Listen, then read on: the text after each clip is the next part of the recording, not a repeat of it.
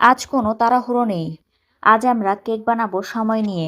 খুব সাধারণ একটা আপেল কেক, যেটা বাসার কিচেনেই বানানো যায়, কোনো বাড়তি কিছু ছাড়া। চলুন আগে সব উপকরণ গুছিয়ে নেই।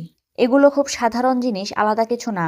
2টা মাঝারি সাইজের আপেল, 2টা ডিম, 100 গ্রাম বাটার, আধা কাপ চিনি, 1 কাপ ময়দা, 2 টেবিল চামচ তেল, 1 চা চামচ বেকিং পাউডার, আধা কাপ দুধ। সবকিছুই রুম টেম্পারেচারে থাকলেই ভালো। আজ আপেলের খোসা ছাড়াবো না। আপেল খুব ছোট করে কাটা না, মাঝারি সাইজের কাটলেই যথেষ্ট। কেকের ভেতরে যেন কামড় দিলে আপেলের টেক্সচারটা ঠিক পাওয়া যায়। কাটা আপেলগুলো আলাদা বাটিতে রেখে দিচ্ছি। চাইলে সামান্য চিনি ছিটিয়ে নিতে পারেন, না দিলেও সমস্যা নেই। এখন একটা বোল নিচ্ছি, এর ভেতরে বাটার দিচ্ছি। বাটার নরম থাকতে হবে। ফ্রিজ থেকে সরাসরি আনলে একটু সময় নিতে হবে। এরপর চিনি যোগ করছি। চামচ বা হ্যান্ড হুইস্ক দিয়ে ধীরে ধীরে মেশাচ্ছি। এখানে তাড়াহুড়ো না করাই ভালো। চিনি আর বাটার ভালোভাবে মিশে গেলে ব্যাটারটা হালকা হবে। এখন এক একটা করে ডিম যোগ করব। একটা ডিম দিয়ে ভালোভাবে মেশাবো। এই সময়ে অনেকেই ব্যাটার কেটে যাওয়ার ভয় পায়। ভয় পাওয়ার কিছু নেই। ধীরে ধীরে মেশালে ব্যাটার ঠিক থাকবে। এখন 2 টেবিল চামচ তেল দিচ্ছি। এতে কেকটা বেশি সফট থাকবে। এই ছোট জিনিসটাই পরে পার্থক্য করে দেয়। এখন ময়দা আর বেকিং পাউডার একসাথে দিয়ে দিচ্ছি। এতে কেকটা বেশি ফ্লাফি হবে। ময়দাগুলো ব্যাটারে ধাপে ধাপে যোগ করছি। একেবারে না, ময়দার সাথে সাথে অল্প অল্প করে দুধ যোগ করছি। ব্যাটার যেন খুব বেশি ঘন না হয়, আবার পাতলাও না। চামচটা তুলে ফেললে যেন ব্যাটারটা ধীরে পড়ে আসে, এমন হতে হবে। এই কনসিস্টেন্সটাই ঠিক। এখন কাটা আপেলগুলো ব্যাটারের ভেতরে দিচ্ছি। চামচ দিয়ে আলতো করে মেশাচ্ছি।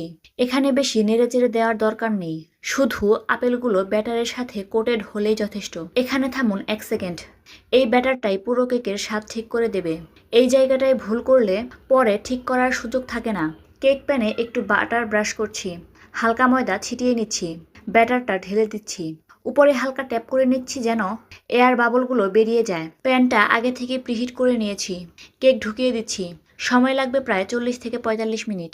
এই সময় বারবার ঢাকনা খোলা যাবে না। 40 মিনিট পর টুথপিক দিয়ে ভালোমতো চেক করে নিতে হবে। পরিষ্কার বের হলে কেক রেডি। চুলা থেকে নামানোর পর সঙ্গে সঙ্গে কাটা যাবে না।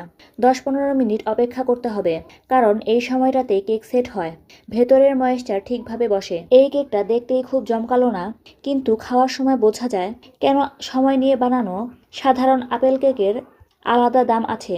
এখানে কোনো ফ্যান্সি টেকনিক নেই। যেটা করছি চোখে দেখে বুঝে করছি।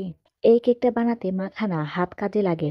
আপেল কাটার সময় একটা জিনিস খেয়াল রাখবেন, খুব পাতলা করলে বেকিংয়ের সময় গলে যাবে, খুব মোটা করলে কেকের ভেতরে বসবে না। মাঝামাঝি সাইজটাই ঠিক। ডিম ফেটানোর সময় ফেনা তুলতে যাবেন না। এই কেকে বেশি বাতাস দরকার নেই, হালকা মেশালেই যথেষ্ট। বাটার আর চিনি মেশানোর সময় বোলের পাশটা বারবার স্ক্র্যাপ করুন। অনেক সময় পাশে বাটার লেগে থাকে, ওটা মেশানো না হলে পরে কেক অসমান হয়। ময়দা দেওয়ার সময় চামচ ঘোরাবেন শুধু নিচ থেকে উপরে, গোল করে নাড়বেন না। এই ছোট ব্যাটারটায় কেক শক্ত হওয়া আটকায়। দুধ ঢালার সময় একসাথে ঢালা যাবে না। হাতের ফিলটা দেখতে হবে। ব্যাটার যদি চামচে আটকে থাকে, তখন আর দুধ দরকার নেই। এই জায়গাটায় অনেকেই ভুল করে। ব্যাটার ঠিক থাকলে কেক আপনা আপনি ভালো হবে। চুলা তখন শুধু কাজটা শেষ করে। ওভেন না থাকলে ভারী ঢাকনাওয়ালা হাঁড়িতে করা যায়। আমিও তাই করেছি। নিচে স্ট্যান্ড বা লবণ দিয়ে হাঁড়ি গরম করতে হবে। আমি করেছি ফ্রাই প্যানে, তাই নিচে তাওয়া দিয়েছি। ঢাকনা খোলার আগে 30 মিনিট অপেক্ষা করতে হবে। বেকিংয়ের মাঝখানে কেক বসে গেলে ভয় পাওয়ার কোনো দরকার নেই, কারণ এটা আবার উঠে আসে। শেষ পর্যন্ত অপেক্ষা করাই নিয়ম। কেক পুরো ঠান্ডা না হলে কাটা যাবে না। গরম কেক কাটলে ভেতরের স্ট্রাকচার নষ্ট হয়। ছুরি চালানোর সময় চাপ দেব না, নিজের ওজনে ছুরি নামতে দেব। কেক পুরো ঠান্ডা না হলে কাটা যাবে না। গরম কেক কাটলে ভেতরের স্ট্রাকচার নষ্ট হয়। ছুরি চালানোর সময় চাপ দেব না, নিজের ওজনে ছুরি নামতে দেব। এই কেকটা দেখিয়ে বাহবা পাওয়ার জন্য না, নিজে খেয়ে শান্তি পাওয়ার জন্য। সময় নিয়ে বানানো সাধারণ আপেল কেক ঠিক এমনই হয়।